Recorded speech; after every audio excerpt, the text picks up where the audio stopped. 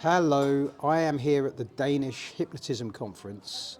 It's been a great weekend and I've just attended an excellent lecture with Ronia Fraser, the rock and roll coach, who specialises in helping survivors of narcissistic abuse, narcissistic relationships, I guess.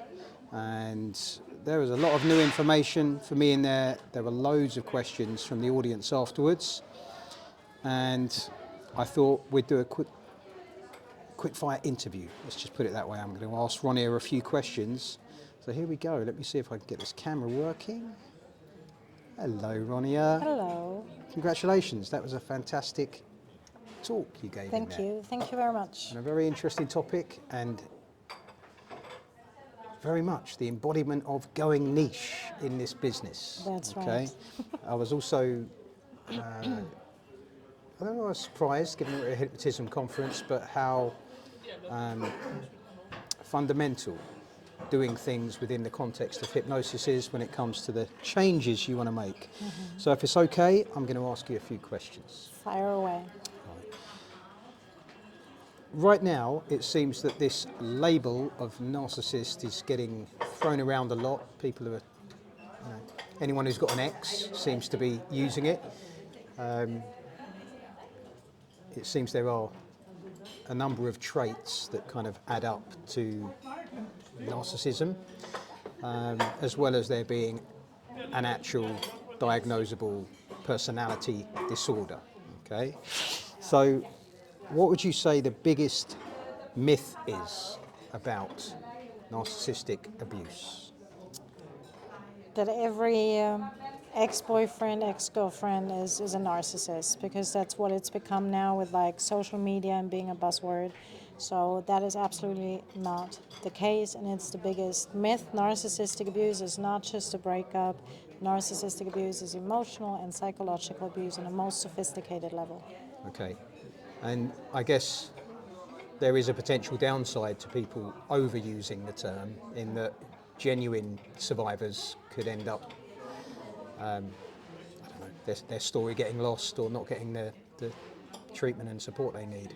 Absolutely, because when we overuse terminology, what happens is that people just lose interest and they don't take it seriously anymore. They've had enough of it, and we already see that happening now, but of course that's to the detriment of actual narcissistic abuse survivors who really went through absolute horrors, who are struggling with their mental health as a consequence of that, and who really need help and need to be taken seriously. So it's very, very dangerous to just throw around the labels without context. Now, a narcissist isn't just somebody who hurts our feelings. Gaslighting isn't somebody disagreeing with you. It's actually a form of mental torture. So there is so much more to it, really. Okay. So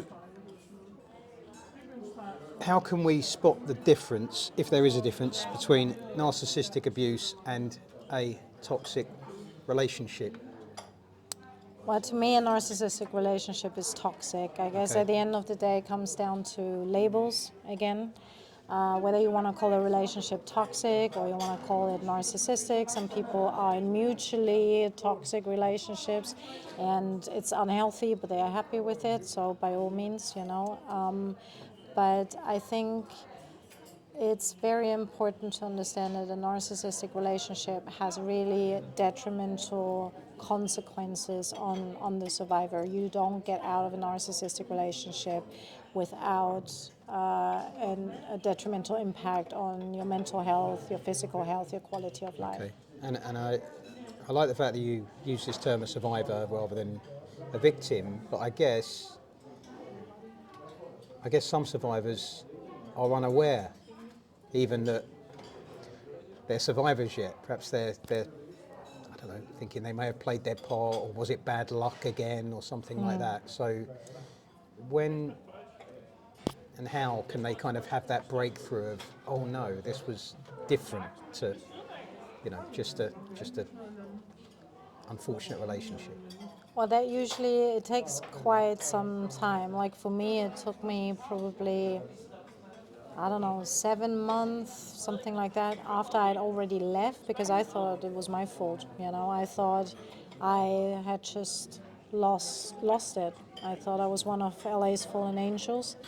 And then the realization came once I started learning about narcissistic abuse and realizing that there were certain things that were actually done to me where I went like, hold on a second, actually, that wasn't me. Something happened to me that turned me into this. So it comes with education, really. Okay. So this may cross over. What would you say that the number one mistake survivors make in their recovery process or journey? They keep obsessing about narcissists and narcissistic abuse, and that's where all the energy goes. One of my favorite sayings is energy goes where the attention flows. Yep. And it couldn't be more true for narcissistic abuse. So as long as your focus is really on the narcissist and what has happened, you're not going to move forward. Okay.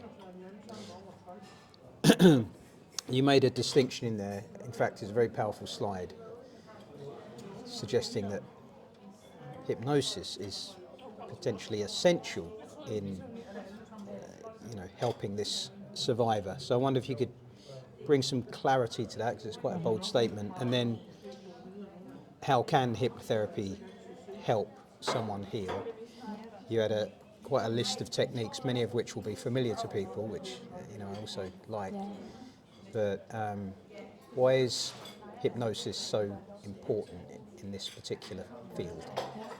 So the damage that's caused by narcissistic abuse is on a very deep level. It's outside of the cognitive function. So we need tools that allow us to access the damage on a level as deep as it's been caused. And with hypnosis, that obviously allows us to gain this access.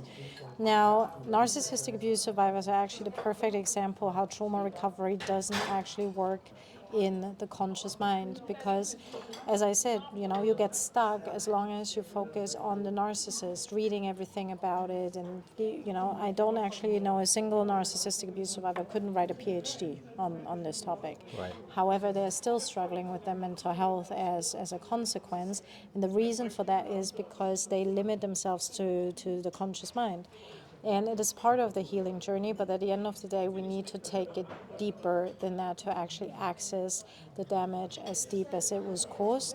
And obviously, we need an altered state of consciousness to do that. And once we then use hypnosis, of course, we can layer it with different techniques. We can help stabilize the emotional well-being. We can teach self-hypnosis. We can remove triggers from memories, which is incredibly important, because obviously we want to avoid that somebody goes back to their abuser. So we can use things like the fast phobia technique. Okay. We can use time-based techniques, timeline therapy, inner child work, so many techniques that we can use that actually then help the person moving forward. Okay. Something else I learned today during your lecture was that the narcissist, on the one hand, lacks self-awareness and is highly unlikely to seek help for their own issues, but at the same time is very calculating in terms of what they're doing. And I guess I was struggling a bit to reconcile the two things. But let's say they've done what they do and they have got something of a psychological grip on someone, and that person then sort of recognises, perhaps hears you speak or something, recognises, hang on a minute, I think I'm in one of these relationships. What can they do? What do they need to do to break that grip? They need to get out. Right. So no contact is rule number one of narcissistic abuse. So get out, they're not recovery. going to fix this. No. Right. And what is very natural in the beginning is finding excuses for the behaviors. And at the end of the day, it doesn't matter whether they're doing it intentionally, whether it's calculated, or whether they are just on autopilot and just emotionally not intelligent, emotionally unavailable. It really doesn't matter. When it comes down to the behavior, if the behavior is unacceptable and causes harm, and you're suffering as a consequence of that, then you gotta get out. It's the only solution. You can't heal in an environment that makes you sick in the first place. Okay, and final question. Let's imagine they've got out. What next? What can they do to start getting their life back on track, but also you spoke to their kind of sense of self, perhaps been so undermined that there's sort of fundamental work to do there. So what can they do once they've got out? The key to that really is self-care, which is something that every narcissistic abuse survivor has to learn, and you are allowed to feel good. And then really shifting the focus away from the narcissist and what has happened onto things that make you feel good, things that help you move forward. Ask for help, which is absolutely okay to do. I know if you are a survivor, you're so used to fighting your own battles, but it's okay to ask for help and then collect those really practical tools that help you move forward, help you find back to yourself. And with the right tools and the right support, it's so much easier and so much quicker than you may think. Okay, and you've made this your niche. So you and Gary Cole's here, very much the embodiment of actually going all in on a niche. But clearly this is something that other therapists, more general purpose therapists, are going to come across. So great spot for this interview in the middle of the diner as everyone's coming in, but can you just tell us how people can get in touch with you? I understand you've got some trainings, even some online trainings, so give us your website, tell us what a hypnotherapist could learn from you and how they can engage with you. Sure. My website is roniafraser.com. You can find me on Facebook, Instagram, Rock and Roll Coach Ronnie. And I have a few trainings. One is a Narcissistic Abuse Certification course, which is the only live certification course in the world. All my trainings are CPD accredited, so it's really intended to further your... Upskill the therapist. Exactly. Sort of thing. Yeah. So that's all the ins and outs about narcissistic abuse. It's also very suitable for solicitors, police officers, social workers, Okay. mediators.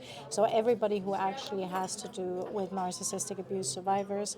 I have a trauma-informed hypnotherapy certification, which is accredited by the American Board of Hypnotherapy.